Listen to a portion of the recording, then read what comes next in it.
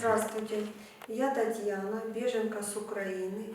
Приехала с Донбасса, Луганской области, города Лисичанск. Я приехала в Валенсию 22 марта 2022 года. Мне посчастливилось, я вырвалась с осажденного города.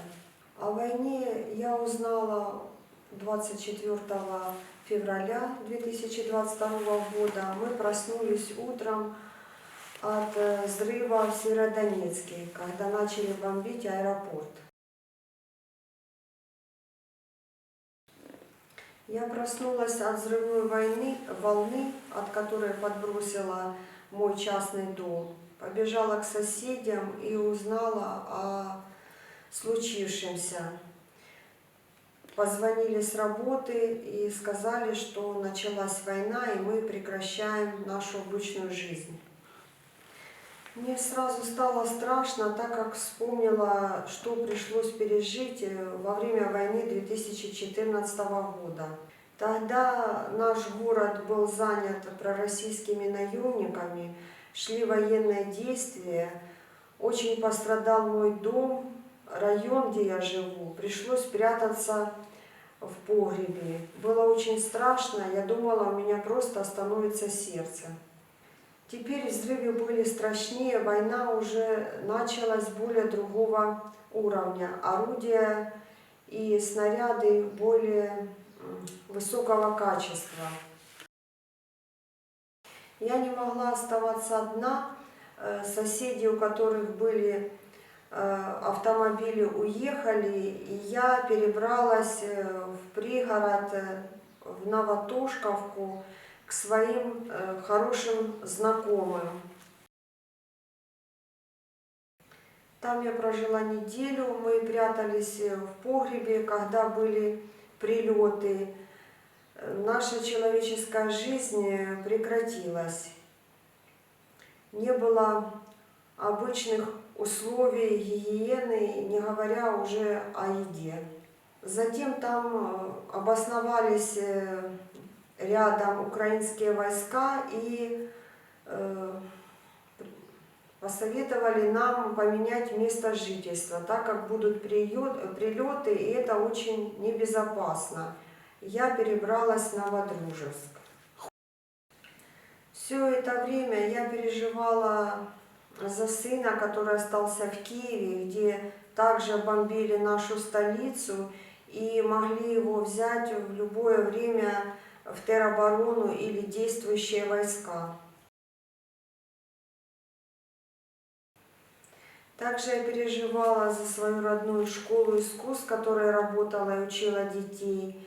И за животных. У меня в доме остались 3 кошки и собака, которые присматривал и присматривает, я надеюсь, в настоящее время мой добрый сосед.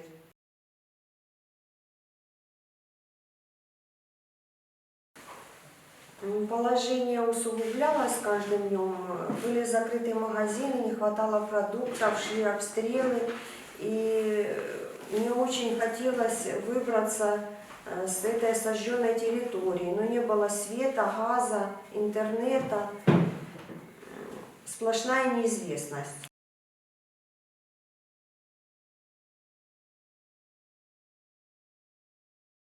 Когда появились известия о том, что есть эвакуационные автобусы, я решила все же идти пешком с Новодружевска в Лисичанск под обстрелами, потому что устала находиться в положении как животное на бойне.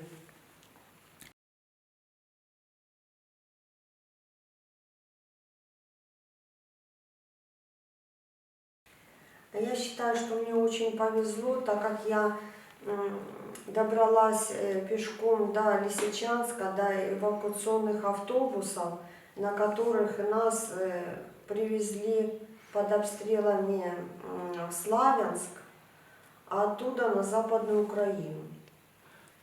С Западной Украины я через Польшу и другие страны Европы приехала к своим добрым знакомым в Валенсию, которые очень хорошо меня встретили и приютили. Сейчас я в безопасности, но сердце мое находится с оставшимися жителями Украины.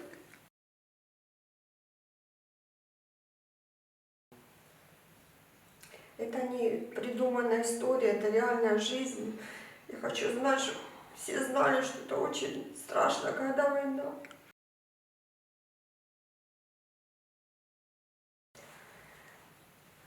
А самое страшное, что человек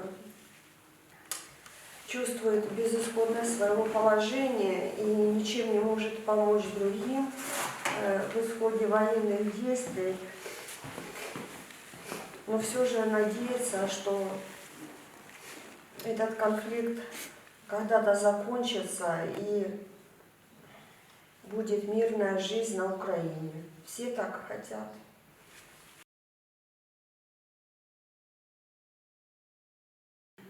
И я хочу, чтобы страны Европы и весь мир знал, как война очень негативно, страшно действует на обычные семьи, на людей, как она лишает обычной жизни рядового человека, который жил, приносил какую-то пользу, обучал детей, помогал животным, приносил какую-то пользу обществу. И одновременно она все это рушит.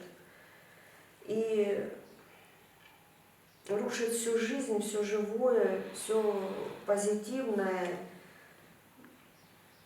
Ну вот так.